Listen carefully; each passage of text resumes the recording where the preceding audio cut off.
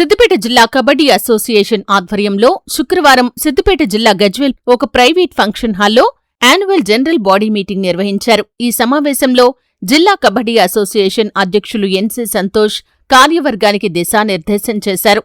Summer శిక్షణా శిబిరాలు నిర్వహించటం, తెలంగాణ ఆవిర్భావ దినోత్సవం సందర్భంగా జిల్లా ఛాంపియన్షిప్ ట్రోఫీ టోర్నమెంట్ నిర్వహించటం, ఈ సంవత్సరంలో పర్మనెంట్ కబడ్డీ గ్రౌండ్ ఏర్పాటు చేయటం, నిత్య శిక్షణా శిబిరాలు నిర్వహించటం వంటి అంశాలపై చర్చించి సిద్దిపేట జిల్లా కబడ్డీ అసోసియేషన్ను మరింత బలోపేతం చేయడానికి కొన్ని ముఖ్య నిర్ణయాలు తీసుకున్నారు.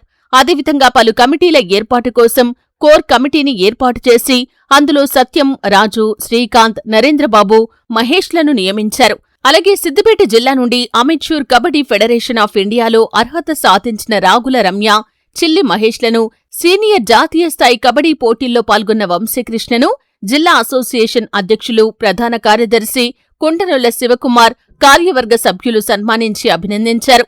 ఈ కార్యక్రమంలో ఉపాధ్యక్షులు రాజు, కోశాధికారి సత్యం, సంయుక్త కార్యదర్శులు రాజు, శ్రీకాంత్, నరేంద్రబాబు, మహేష్ తదితరులు పాల్గొన్నారు.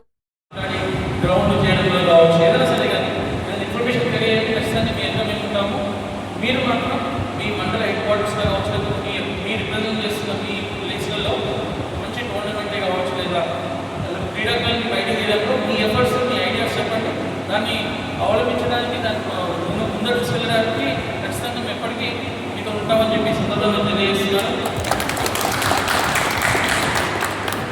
అలాగే మరొకసారి మహేష్కి, రమ్య గారికి మరొక సందర్భం గట్టిగా క్లాస్. నిజంగా చాలా ఆశ్చర్యకరమైన విషయం. సిద్దిపేట జిల్లా కబడ్డీ అసోసియేషన్ తరఫున మరొకసారి మీ ఇద్దరికి కూడా ప్రత్యేక ధన్యవాదాలు తెలియజేస్తున్నాను. వంశీ కూడా అందరి తరఫున గట్టిగా క్లాస్.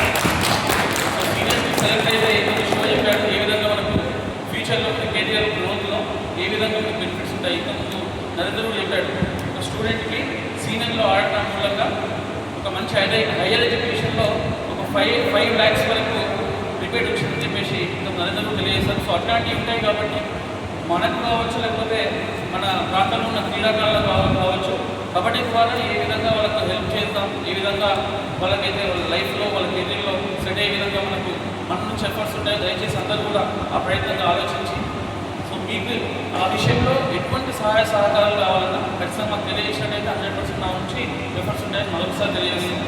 మరొకసారి మీ అందరికీ ఇక్కడ వచ్చినందుకు ప్రత్యేక ధన్యవాదాలు తెలియజేస్తూ ముగిస్తున్నాను. Thank you.